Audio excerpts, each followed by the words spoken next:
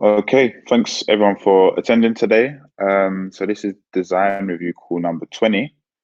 It's going to be a slightly different one today. Usually we ask members from the community to share UX and design issues that they might be having in personal or team projects. But today we're going to start something slightly different, and we're going to have a look at one of the more popular Lightning wallets in the open source community at the moment, and that's the Breez wallet. Um, what we've asked some of the participants today to do is go through like the Breez wallet and any kind of UX challenges or anything that weren't clear, or any areas where perhaps improvement could be made. We've just asked people to try and document them, and we're going to share those findings on this call today, have a little bit of a discussion around them, and then spend some time trying to think about the best way to approach the Breez team to try and get some of these issues solved, and ultimately with the hope that this will ultimately improve wallets, enable us to see if some of those issues that are had have solutions in our design guide, and if they don't, it's an opportunity for us to update the design guide as well. It acts as a good way for us to um, make people aware of the design guide also, and we're going to talk a little bit about how we can best approach the team to fix some of these issues, whether it be GitHub's the right channel, or whether the team specifically have their own process by which they like to collect feedback. We'll be trying our best to like document the whole journey. So this is the kind of kicking off of that process, and we hope to be able to like document it through to some like really good UX improvements that the wider open source, Bitcoin community can use as well. So without me rambling on for too much longer, I'm going to ask Pablo next to kick us off with his findings. I'll post a link to the Breez wallet as well if there's people here who are not quite familiar with it. So when you're ready, Pablo, next you can kick us off. Connor, I'm always ready. I will just share my screen and hoping that Jitsi won't crash on me or on you guys. Do let me know if you can or cannot see my screen. I believe right now you should see a Google presentation, which of course, in the lights of being creative and brainstorming, I decided to create a boring Google Google presentation slides, which will bore you to death. But I think it's important that we understand this technical concept on what is Breez, how it works in the back, and in order for us to later on, when we do another review of other wallets, to understand like some of the decisions that they might have to do, or the UX they needed to sacrifice in order to do things the way they do. Talking about Breez, I will really take just a few minutes, and do let me know. I hope that you can see my screen. If you don't, just yell in the chat, and or just try to restart your session in Jitsi. Usually that one works. So I will not ramble for too much. For me, I hope you can see the presentation. Breez is basically a Lightning service provider, and that's how they monetize the wallet that they are developing. I skipped the first slide. Basically, they call themselves a wallet and also an interface to the Lightning economy. We can talk about that one a bit later. I think Christoph has some thoughts about it, but basically, they have a mobile app and they take lots of risk on behalf of you as a user. But what is great about Breez is that it is this non-custodial application. And in the backend, it looks somewhere like this. Like the screens that I will share, just remember that the bottom node is Breez as LSP, Lightning Service Provider, providing liquidity and hiding all of these technical things for the user. You will be Alice, and friend of yours can be Carol. So just remember that. It's because it is hard with these names to catch up who is who. Just remember, Breez is the bottom node and you are Alice. So what happens is that when you're running a Breez wallet, you're running a neutrino node. And yeah, now what? It's not now, it's neutrino. It is basically a light client specification that allows non-custodial Lightning wallets, blah blah blah, to verify transaction privately. And I would debate this trustlessly. This is from L&D website. I'm not sure I completely agree about that one, but yeah, basically you're running a lightweight node on your mobile phone. That is very important to remember, because you will now see how Breez managed to hide all of these complexities that you usually encounter with non-custodial applications. So let's say that you want to request your friend to send you 200k sats. On Breez Wallet, you will later see you'll request an invoice, and you will be informed very concisely that there might be some fees, that there are actually fees to this service. Now, whether or not this message explains what's going on a bit later is clear enough. We can also talk about that one in a moment. But what happens here is that you send an invoice string or a screenshot or whatever to your friend, or if you do it in person, you just give them a QR code to scan. And just keep in mind that you are a node and that you don't have any channels. You can see on this photo here that I don't have channels. I'm not connected to Carol, or actually to my friend who is trying to send me funds. So what is happening is that actually they are using something called HTLC interceptor, and they are intercepting this transaction in a way. And what they are doing, just a moment, what they are doing is basically just saying, okay, this user Carol is trying to send something to a user of our wallet. So what we are doing is, if Carol is using Breez, Carol will see something like this, like processing payment. And it may take a little bit more time for this initial payment than usual. And for some people, this can be a little bit confusing, but what's happening in the backend is actually very interesting. So they basically say, Carol wants to send some sats, but there are no channels. So let's open one to our user, Alice. So what they're doing is on the fly, opening a channel.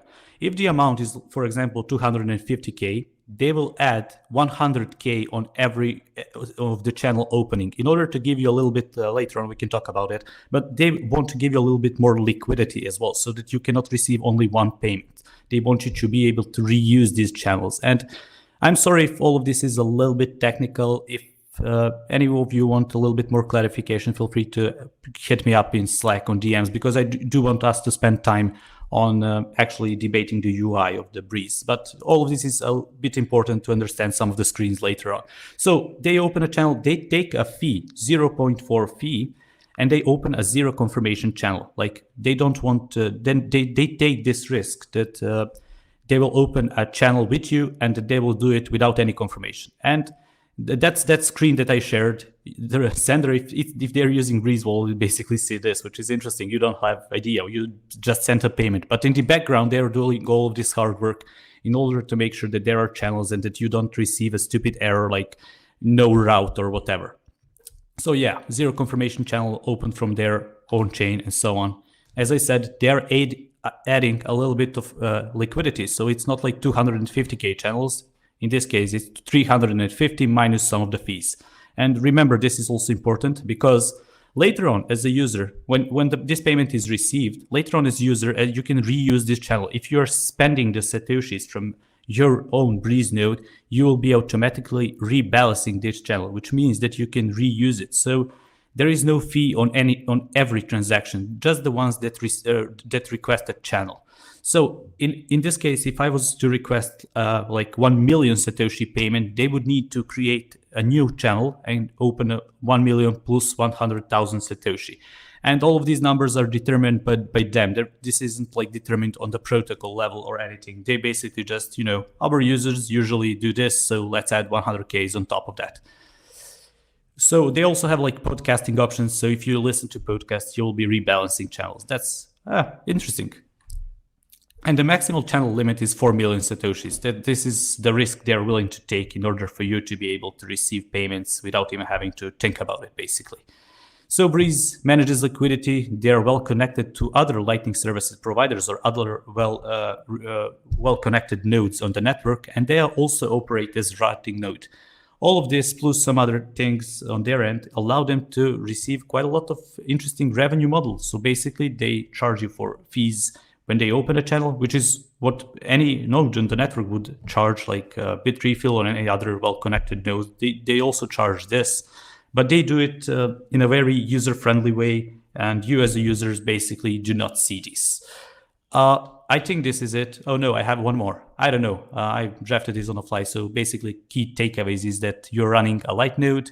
It's not trustless, but not bad either. They have good onboarding for users, and there are no liquidity issues, and they hide channel management from you, so you don't have to worry about this. So yeah, that's all I wanted to share. I hope this wasn't technical too much, or that it wasn't boring. So I will just now stop sharing my screen so you can maybe ask some quick questions, or we can go right away things that you guys discovered. So I will stop rambling right now.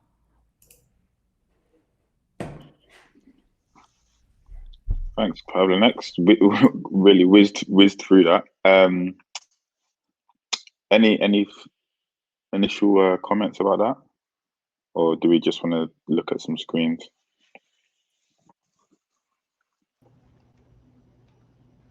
I have some ideas that I would like to share with you, if you're okay. Okay. Are you is this from like screens or UI stuff? Exactly. Some cool. UI stuff. Cool. Just before you do that, is there any other just comments on what Pablo next shared? If not, let's just go. We can go straight into it. No, I don't have any comments, but I think it was really helpful to understand what's going on in the background. All right. Okay. Cool. Go ahead and share your screen and do your thing. There you go. So I've spent some time today taking a look at the interface of Breez, and I had it on my Android smartphone, Pixel 3a, and here's have some specification about the screen size and stuff. And the first thing that came to mind was this idea of maybe color coding the transactions so that we could see what's going identify very on the fly if the transaction that's outgoing or if it's incoming, like greens for incoming and red for outgoing possibly. And the other thing that I had on my mind was this idea that maybe the stop bar that you can use to filter the transactions, that maybe you could have it permanently shown, because it just shows up if you scroll down. I mean, and it was not on purpose that I found out that I could filter the transactions. At first, I thought that this feature wasn't even there. The other thing that I would like to, this is actually a question. I don't know where these icons come from that are associated with the transactions. If someone knows, I think it will be good to, yeah, it will be helpful if any of you guys know where do these icons come from. I can talk about that a little bit. Can you hear me okay, Paulo? Yeah, perfectly. Yeah, I don't know like where, like literally where they got the artwork for it from, but like in terms of what it means, I believe it generates, it takes a unique piece of art for every address or every like person you send a payment to. So if you're sending payments back and forth between the same two Lightning wallets, they're all going to be represented by the green alien. But like on my transaction screens, because I've sent payments to different wallets to different people, they each have like a different icon. So like one person has like a red elephant, and another person's the alien, and another person is some other kind of animal. So I think it's their way of like trying to generate a unique looking piece of you know, way of representing it without having to show you like a numbered Lightning invoice. Cool. That's actually, thank you very much, Stephen. That's very, actually, I find it clever.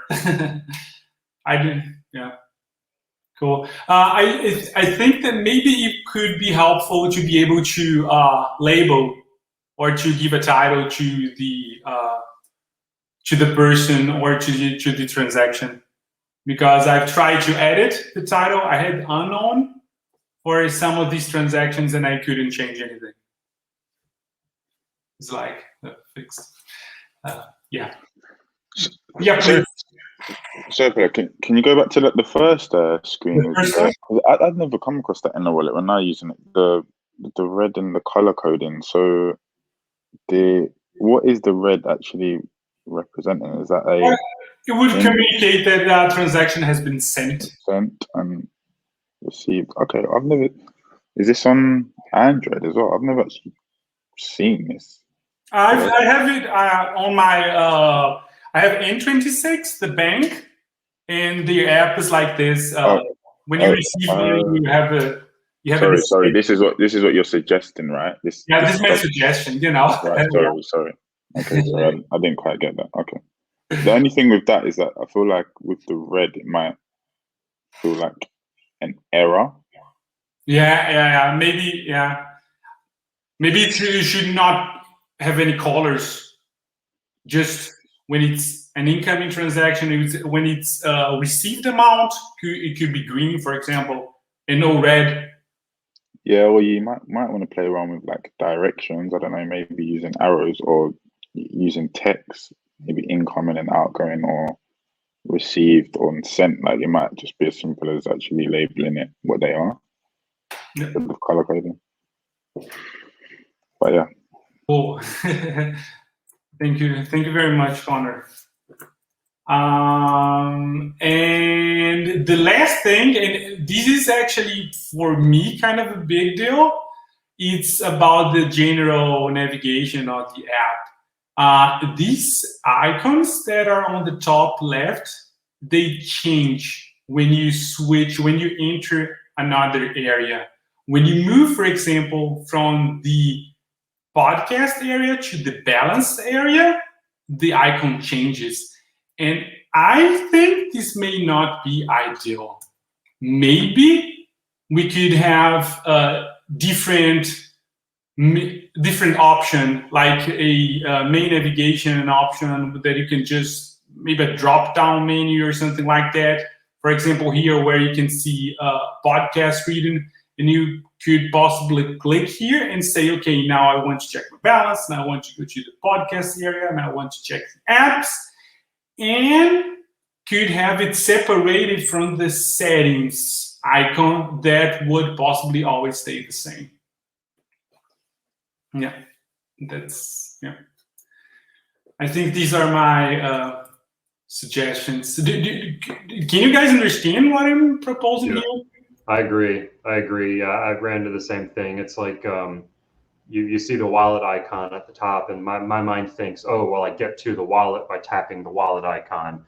Or like when you're on the podcast screen, you see the microphone. It's like, oh, I'm going to get to the podcast by tapping the podcast. It's not intuitive that you tap the podcast icon to open the menu. Yeah, exactly. I think this is the main issue that I would recommendation strongly, so to say. Yeah, I don't have a great suggestion here, but I wonder if some place to look for inspiration could be a lot of those like messaging apps, especially like WeChat, that have 50,000 different things in one app. Maybe that could be a place to look for inspiration on how to handle that. Because especially if they're going to expand to other things in the LN economy, like not just podcasting, maybe messaging, I don't know. Or split them up in different apps. I don't know. Cool. Thank you very much, Sahel. Guys, that will be it from my side. Cool. Thanks for taking the time out to do that, Paolo. Just quickly then. So yeah, if you stop sharing your screen, how many more people have got stuff to show? Just so I can get a bit of an idea before a discussion about how to tackle these some things. So Stephen, anyone else other than Stephen? Christoph, did you want to show any stuff? Yeah, I posted a couple things already in Slack. Okay, so we've got Stephen. One Christoph. is also related to navigation. Okay, cool. So we've got Stephen, Christoph. Anyone else? Just so I'm aware. All right, cool. Stephen, do you want to go ahead? Yeah, sure. Let me tell you what. Let me get this link to the Google Drive open in my browser, and then I'll try to do a screen share. That's probably the easiest way to handle that. Okay, and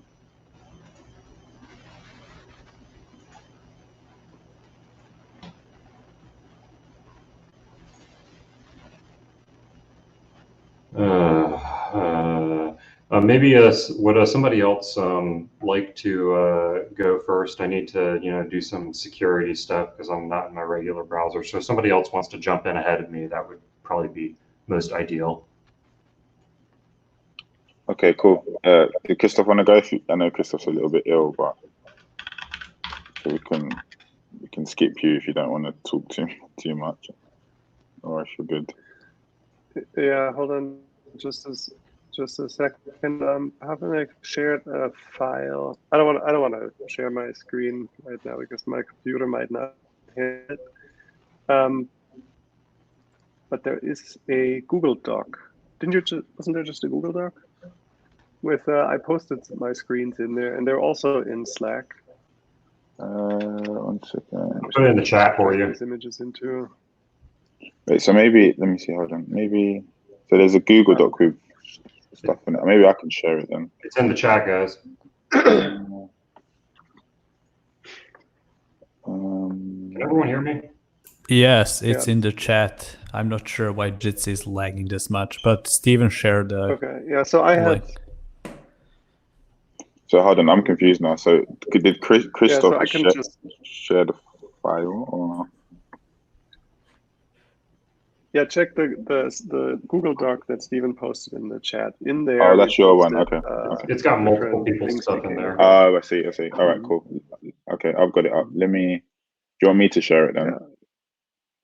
Yeah, if I can just chime in, we are collecting feedback this way, like dropping it all over the place, and later on I will probably take on the task to group it and to communicate it in a little bit better way to the developers. I already asked them like what is their preferred way we share feedback, and they will we will create a Google Doc, and then they will open issues on GitHub for the issues that they really think are important or that ones that they think are valid. So they first want to validate feedback and then open up issues so that we don't spam their GitHub with issues that we are opening. That's what they prefer. So yeah, that's why we are dropping feedback there. Okay, I'm trying to share my screen. Okay, I think I'm sharing. Am I sharing? You have to just scroll down a little bit. And so I had two things. One was also related to the wallet navigation, which I did not find very intuitive. If, let's say, because I installed Breez, and I assume everyone installed it through test flight. If I went through Breez through a proper website and maybe an app store where it told me what this whole thing's about, maybe I would be in a different place. But just installing it from test flight and trying it out, I was confused a bit by how things were, where things were located. So I came up with also a proposal that that creates a universal tab bar at the bottom that allows you to switch between the main parts of the application. And it also groups in apps with this, that groups in point of sale and podcasts with apps. So there's your wallet, there's an exchange, and then there are apps. But Roy from Breez also responded in Slack after I posted this there. And he said they have this concept of applications and like navigating across applications. So point of sale is one application, one wallet is one application, podcast is one application. So you switch between applications with this sidebar, and then within each application, you have a different tab bar at the bottom. So it's almost like you have multiple full apps packaged inside this one application. And that's why this navigation, this complex navigation, that's how they came up with that basically. And they are thinking of ways to split that up differently in the future, whether it's multiple apps or other ways. So there's a bit of a discussion going on in Slack that you can follow up on too. But here, that was my proposal. And the second one is I tried to use all of the Lightning apps, and I was super confused. Like if I go to this apps list and there's just a thing that says LNM, then I don't even know what that is. Like, could mean anything. And then I go in there, and if you scroll down a little bit now, I tried to go through all of these apps, and almost none of them explained actually what these services do. So I had actually no idea. I have to look at the interface elements that are there to figure out, to piece together about what I'm actually supposed to do here. So the Bitrefill one on the left is actually the best one. There's a clear statement, but some of the other ones I had no idea. And then beyond that, I also tried to authenticate with some of them, and that didn't work either. There was like one service, Breez Bolts, that said, I guess I could exchange to a swap there, and then it said to connect my wallet. I tried to do it, and then I got a list of wallets to pick from, and Breez wasn't one of the options, so I was kind of stuck. So I think just overall, I think these Lightning apps, they need a ton of usability work. There seems to be a lot of features, but using them and it's just there's a lot of big disk. So those were my findings. Cool. Hold on. I'll stop sharing.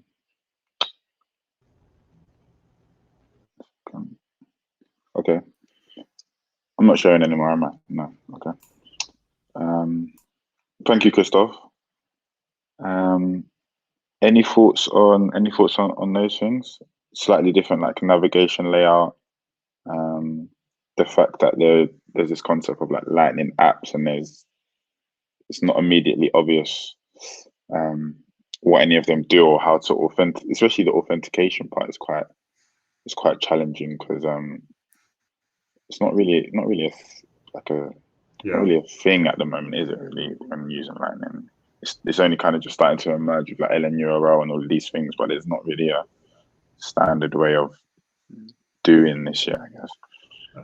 I think one of the challenges. So, for example, with LN markets, there were two options. One was login with web, which is a standard, and that one told me it's not implemented. So I don't know why they have that option. When I clicking it shows me an error that they didn't implement it. And then the other one was with LNURL, and I clicked it, and I got a message that said you're not authorized. So there's some weirdness going on. I largely agree with all that feedback about the menu nav and the apps. One kind of point to provide some context about those apps. I agree they definitely need a lot of usability work just in terms of making a clear call to action. And Christoph and I kind of discussed this earlier in the morning, but I'm just kind of saying it again for everyone else on the call. Like, you might need to also think about like how people arrive at Breez from those apps, because some people may be familiar with those apps already. And one possible thing I could see is like one of those apps was for Light Night or something like that. It's like one of those, Lightning enabled video games. And so it very well could be a situation that people are actually onboarded to those services and apps first, and then they're onboarded to Breez secondarily from that. Because like if you go to a video game and the video game says, oh, well, you need a Lightning wallet in order to be able to do this game, here we recommend Breez. So then the person downloads Breez. I'm not sure if that's how that happens, but it might be how that happens. So I agree. The app marketplace is definitely a very kind of overwhelming and confusing place, but some people might actually be arriving at Breez from those other products and services. Very cool. Okay, Stephen, do you wanna go next? We're kind of we've whizzing through quite a few things at the minute, so let's keep up that tempo. Okay, can everybody see the Google Doc thing on my screen? Yeah. Yeah. So I first installed Breez like way back in 2019, and I've since I really like what they're doing, and I like how they've kind of abstracted away the channel open and close thing, so you don't really have to worry about it. One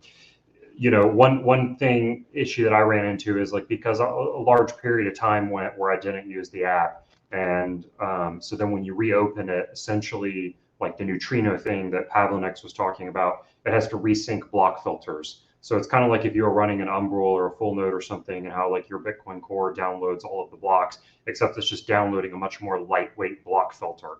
But if you go a month, 2 months, 6 months without using the app, you suddenly are way behind on your block filters, and it's incredibly unclear. So this is a problem other people may not have had if they just downloaded the app over the weekend. But it's actually discouraged me from using Breez on several times because I'm trying to send somebody a Lightning payment, and I need to do it very quickly. And I just have this spinning wheel in the upper right-hand corner of the screen. I decided to just tough it out and keep the app open for like 40 minutes this morning, waiting for it to resync. And I don't really, that's not really a critique on Breez because I don't really know a better way to handle that. But I was waiting for it to sync, and you can tap the icon in the upper right and bring up the screen, and it'll show you what percentage is synced. One thing I thought was really strange though is that I was at 71% and it froze. So I'm like, okay, I'm going to restart the app. I close it, I restart the app, and as you can see, it's like basically like 10 seconds later, and it's suddenly gone back to 1% synchronization. And so what I think is happening there is I think that, like, let's say, I don't know what block height we're at now, 600,000 something, I don't know. Let's say, just to make the math simple, it's like 600,000 blocks, and you're currently synced up to 590,000, right? So you have 10,000 block filters to sync. I think what's happening is this percentage is being calculated based on the number of blocks that it feels like it needs to sync. So if you need 600K and you're at 590K, then it's like, okay, there's 10K blocks to sync. I've downloaded 70K blocks, or I've downloaded 7K blocks. So I've downloaded 71% of the blocks that still need to be synced, right? But that's very confusing because then if you need to restart this process, then the percentages are completely off.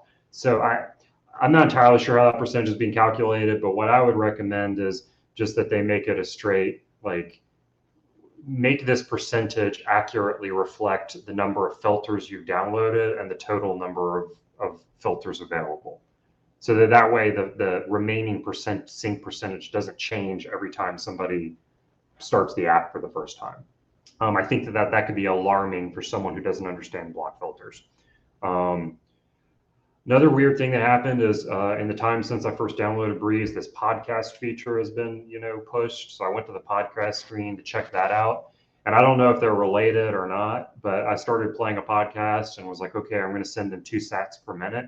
And then I went back to the main screen and found that my wallet was completely drained of its balance.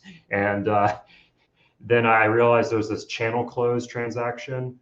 So I guess Breez, as an LSP, initiated a channel close with me, which makes sense because that's how the Lightning Network works. Sometimes you need to open channels, sometimes you need to close them. But I just found it really alarming that I suddenly went back to the home screen and there was a channel close and my wallet was completely empty. And there wasn't like a friendly message popping up being like, hey, just to let you know, some of your funds aren't going to be accessible because we're doing a channel close. And like, as of now, like over an hour later, I mean, I think that channel close transaction is still pending. So I don't really know where my money is. I mean, I can take a guess. It's basically in a channel close transaction and we're waiting for the miners to process it. But like, that's because I pay close attention to Lightning, and I don't really expect a new user to understand why their wallet was suddenly drained of money. So I just feel like we need some better messaging around that. And then I sent an invoice to Pavlinex, and I didn't want to be greedy and take all the 15K sats he was offering, so I decided to just send a 2K sat invoice. And then it comes up with this message: insufficient amount to cover the setup fees of Ellipsis. And so what I think, again, having discussed it with Pavlinex, this is just this idea that they're kind of the channel open has to be worth their while. It has to be worth the amount of fees that they're going to get from it. So as someone who pays attention to Lightning, that makes sense to me. But just putting myself in the shoes of a newer user, I wasn't really sure. Like, let's say I was trying to send somebody an invoice for a really small amount. If I didn't know much about Lightning, would I understand what my next steps are? Do I understand what I'm supposed to do having received this truncated message that I can't get to. So I solved the problem by upping the invoice to 10K, but again, that may not be feasible for all user situations. So I just recommend seeing like, can we make this message fully visible? Could we make it more clear what the user is supposed to do? How do we help them understand what the issue is better? And that's what I got. That's all I have to share for now. This specific last one is interesting because it assumes that the transaction amount is part of that amount that you're entering, or the fee is part of the amount that you're entering. Shouldn't that be an extra? Yeah, they deduct the fee from the total, and yeah, that can be unclear because if you're requesting like, sorry, if I'm not sure who I cut off, but I also had the same question. So if you request 10K sats, you will receive 8. Basically, they deduct a minimum of 2K sats, and it's always like 0.4%. And even though the fees were, I guess, transparently communicated, one of the things that I also noticed is that maybe they could have done a better job at explaining what's going on and why they are charging this, or what's happening here.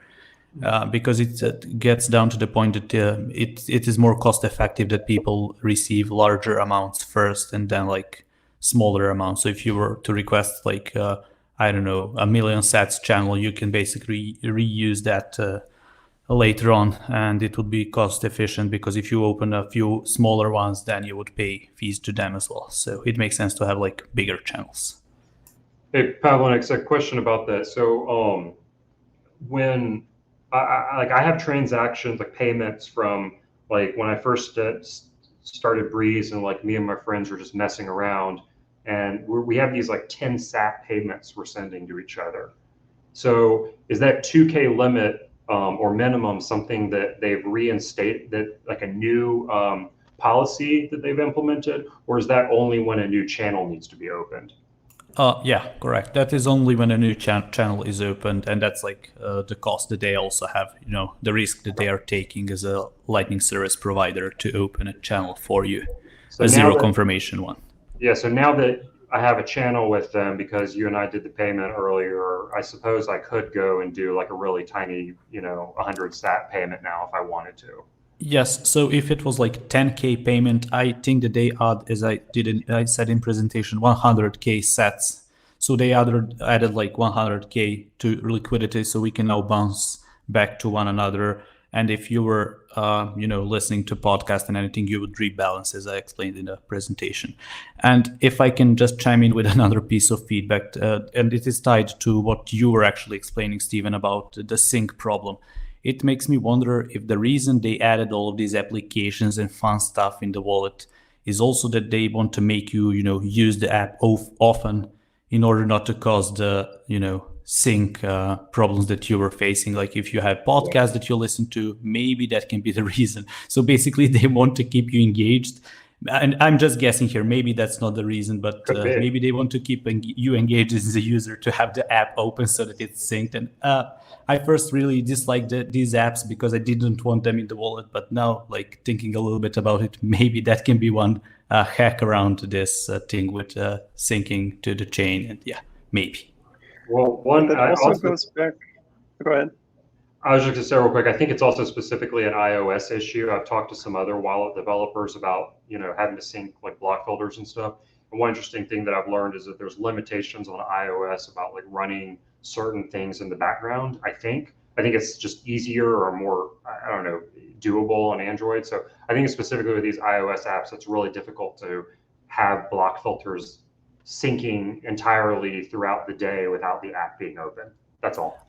I think I saw on Twitter, or somebody mentioned this to me, that this won't be an issue anymore. And it could be Steve Lee that mentioned this. I'm not sure, but apparently there is after a certain release, I think this would be possible. But yeah, don't think it's like completely solved, but I've heard that it might be, or it is already solved. And I didn't notice problems on my iOS 15. So maybe it's solved. I don't know.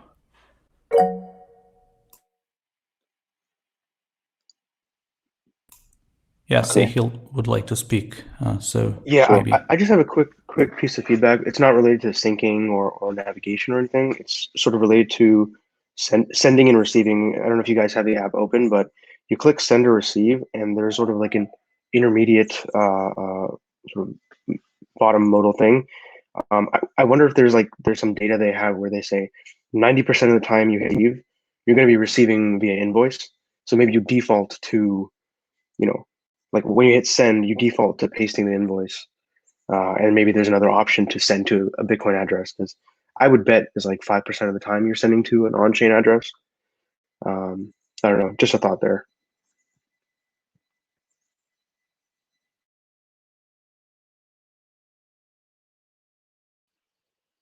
Cool. I agree. I had the same problem. Too many options, and I don't think that they have like receive via invoice, receive like via something, or pay via this, and it was like paste invoice or ID, connect to pay, send to BTC address when you're sending, and then when you're receiving, receive via invoice, receive via BTC address, and then buy Bitcoin. So those were a little bit overwhelming to me. But one thing I liked is that they had buy Bitcoin option. I think that's important, onboarding new users who may not have a balance. So you can buy it with credit card right away through, I think it's MoonPay, which of course isn't ideal. There are all sorts of implications to that, but it also allows the Breez probably some percentage when their users purchase the Bitcoin through their wallet. Cool. Okay. We've got. I was just going Sorry, go, to. Christoph. Sorry. No, go ahead, I was go. just going to say to that point earlier about the apps. I think Roy from Breez said that they don't see it as a wallet, but as an interface to the Lightning economy. Is that right, Pavlenex? That came from him, right? Yes, that's what he said on one of the podcasts, or it was a Medium post. By the way, he provided a lot of important links and podcasts, so it was easy to prepare this presentation. I really appreciate that he did it.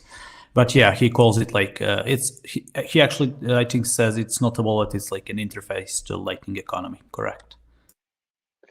Yeah. So in that sense, the podcast, the point of sale, the apps are actually super important, and if that's your goal to get people involved in this Lightning economy, then you may not even want to design this like a traditional wallet where you get set up and then you land on your balance screen, but you might want to get people directly through the onboarding involved in some type of activity and expose those and get people active. So I was actually wondering, like, if that's your goal for application design, do you need to design it very differently than traditional wallet? That's true. I don't have any solutions or further thoughts on this, but sorry, Christoph. Right? I think I interrupted you. Go ahead. Finish your thought. No, I was in the rambling phase. You can go ahead. Okay, thanks. Yeah, I think we're probably going to be seeing that kind of an issue as we go on, because I don't think they're going to be just wallets. They're going to be different use cases. And when it comes to the navigation, I don't know, maybe just a simple fix for now would be to, instead of the wallet, to have it be a hamburger menu and have the wallet underneath, and then maybe each separate app, or because it's like multiple apps in one, each one could have a different background color. So you'd know you were in the podcast or in the apps or wherever it may be. And it depends on what they want. Maybe the first one that shows up. I don't know. I listen to a lot of podcasts. So to me, their podcast feature was actually kind of interesting. You had like 3 different tabs that you could go through to know what the show was about, what each episode was about, that I thought was good compared to other podcast apps.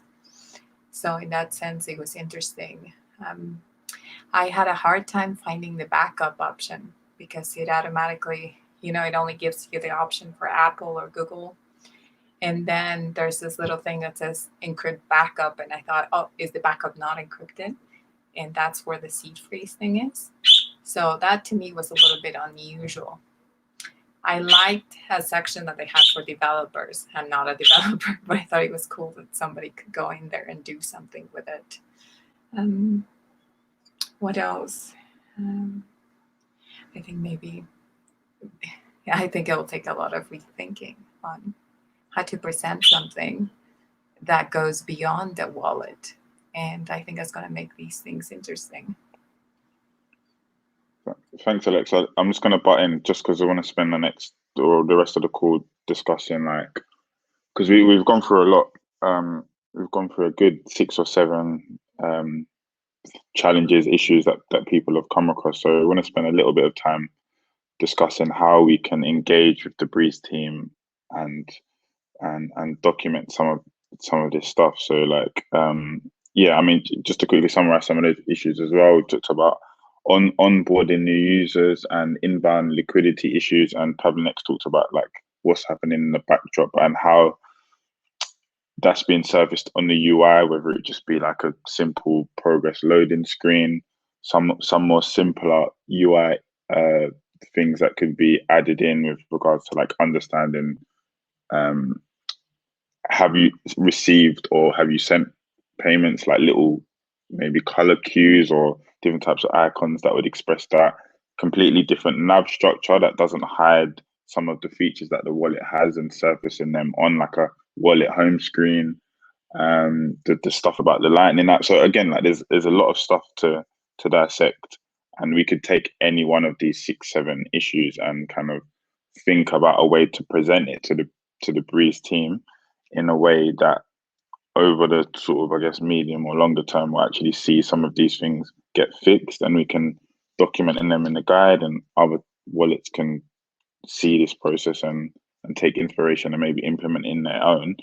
So do you have any ideas about the best way to kind of move forward with getting some of these things, at least some attention on some of these things? I think we could possibly focus on one area and try to move forward. For example, maybe we should just pick like the navigation issues and try to engage with them and trying to understand, just like you guys said, what is their deal? How is this application different from well, this seems like it's not a regular wallet. So yeah, I think we need to understand better what's the intention of the team behind it, so that in order to guide the design process. I personally think we should try and tackle some of the more like quote unquote technically challenging ones, if I'm honest, like stuff like the block syncing issue. That's quite a big one, because if you're trying to use a Lightning wallet and you have to wait X amount of time because you haven't got the latest block filters, that's quite a big thing. Yeah. Inbound liquidity is obviously always a huge one. So I'm just thinking about the ones that will are less like UI in the sense that like they can just be fixed in the app themselves, and more of the ones that are like would definitely correspond to all types of wallets. So a bit more bang for our buck, I think. I don't know if people agree with that take, but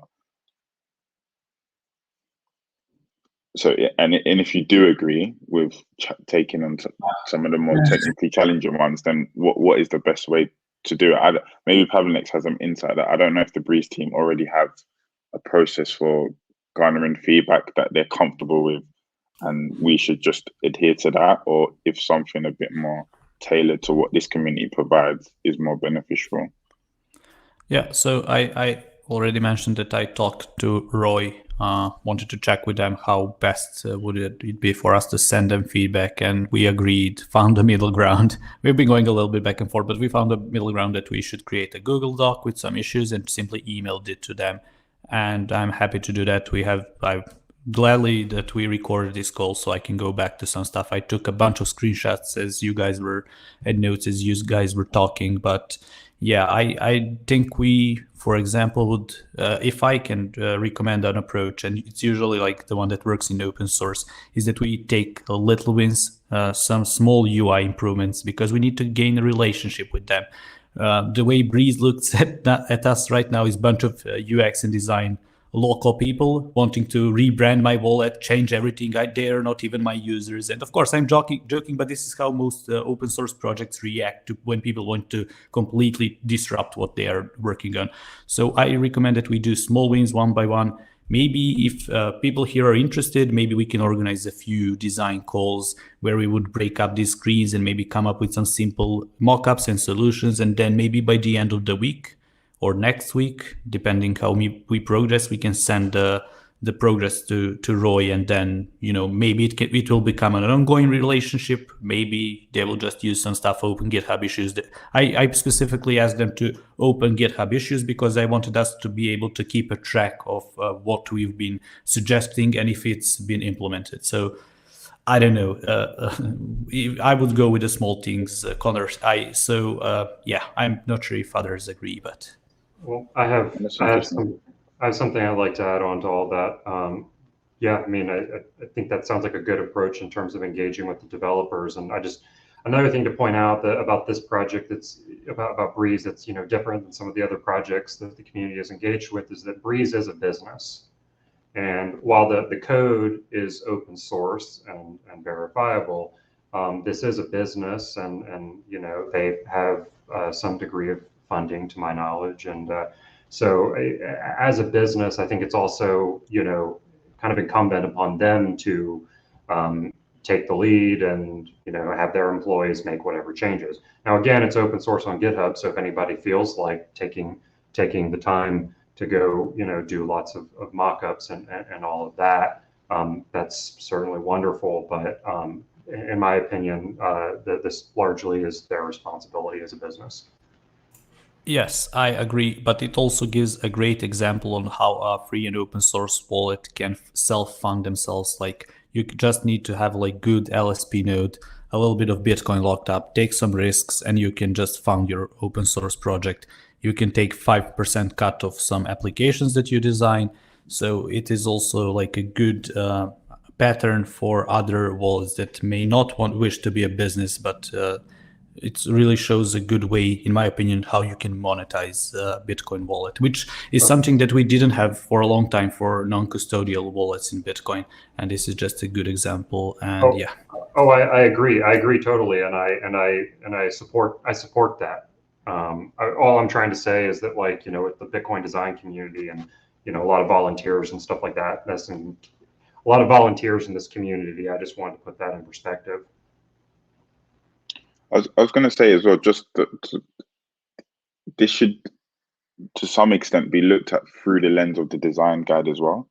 So even if it is some of the more quote unquote smaller changes, say it's navigation or just the information architecture of the app in general, we should definitely still be looking to feed that back into the design guide if it's not already there. If we say, okay, as it stands, we think this is a good information architecture for a Lightning app. If you're going to have additional types of applications within your wallet, then here's a set of recommendations that we suggest as well. If those apps include authentication or other types of interactions, then this is what we suggest. So even if they are quote unquote smaller things to tackle, we should still have the design guide on our mind when suggesting things, I think. This is Steve Lee. I wanted to follow up on what Stephen said. I'm glad you brought that up, Stephen, about Breez being at least somewhat funded business. But I'm thinking through my head all the other sort of leading Lightning wallets or applications, and I think all of them have either funding or they're a business or revenue or some kind of commercial interest, be it Phoenix or Sphinx or Blue Wallet or Moon. So I think it's good you raised it, and we definitely need to be cognizant of that and consider it. But I guess my question would be, I don't think it's like black and white where it's commercial or non-commercial, and we should always prioritize non-commercial. It's more of a spectrum. So I think we should just consider that spectrum.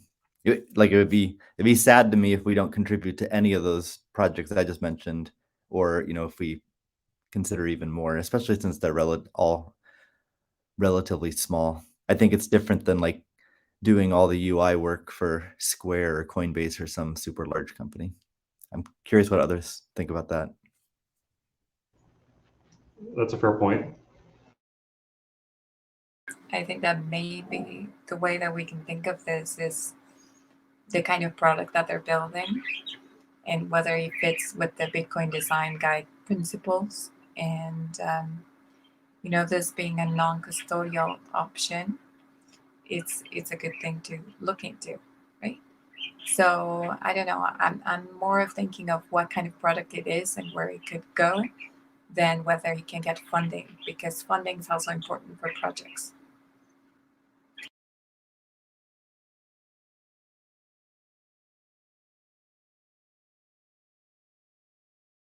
Yeah, that's a good point about non-custodial too. I think when considering, is it sort of a priority or worth the time of the design community, maybe an evaluation of like the philosophy and ethos of the project itself. Is it non-custodial? How self-sovereign is it? How does it measure up to Bitcoin principles or ideals? And the more, the closer it is to that ideal, then I think it's easier to make it a priority to help out with and contribute to.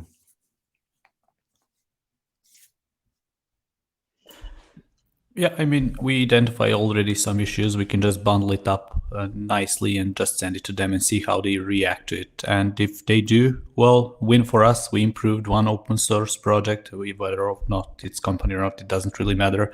We got some wins. And I think what is more important is that we learn a bunch of stuff along the way, like why they do this and why that. And I'm just thinking what will happen once we do this for all 10 or 15 wallets. How many are them? We will have like a bunch of knowledge that we want to implement in the guide. We'll also have like all of these small wins, and then maybe we'll just pick a focus on the projects which were most receptive to our feedback. We focus on them and we help them. The ones that called us a bunch of design local people, maybe we don't spend much time on them, but maybe we do. Who knows?